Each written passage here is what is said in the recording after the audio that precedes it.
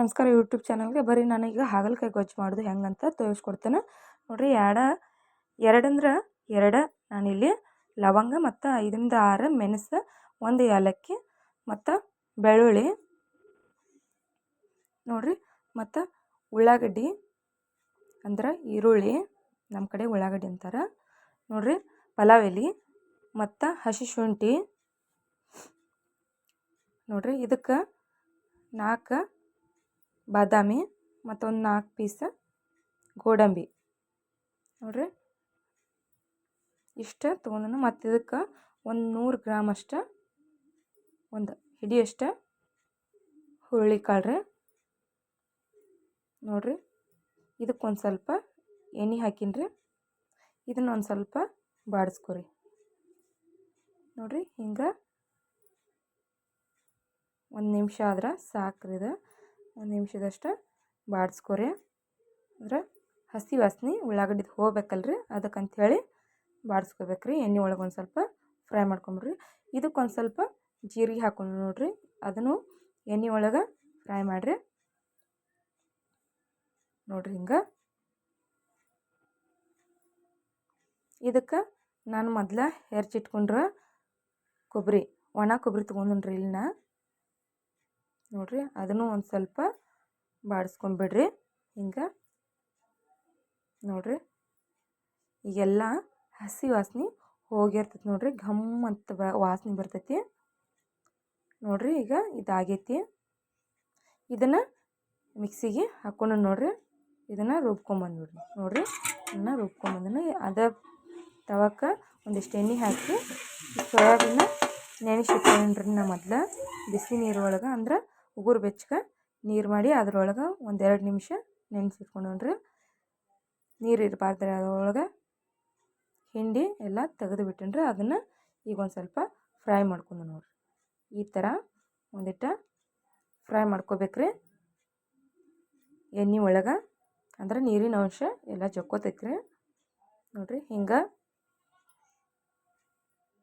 ಈ ಥರ ಒಂದು ಸ್ವಲ್ಪ ಎಣ್ಣೆ ಒಳಗೆ ಹಾಕಿ ತೆಗೆದುಬಿಡ್ರಿ.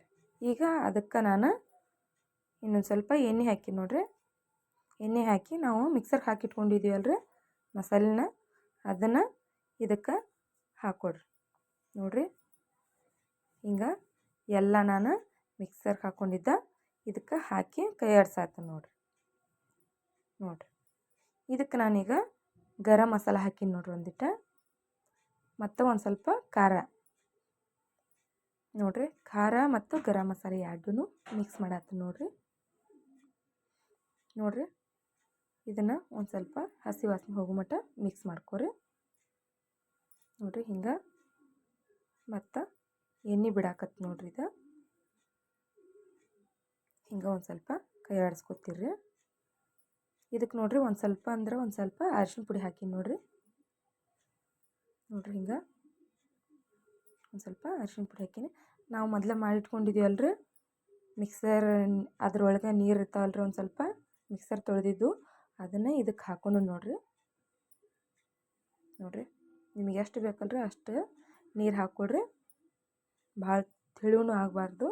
ಇದು ಅಷ್ಟೇ ಮೀಡಿಯಮ್ ಒಳಗೆ ಕುದಿಬೇಕ್ರಿ ನೋಡ್ರಿ. ಇದು ಕುದಿಯೋದೈತೆ ನೋಡ್ರಿ, ಹೆಂಗೆ ಎಣ್ಣೆ ಬಿಟ್ಕೊಂಡೈತೆ ನೋಡ್ರಿ.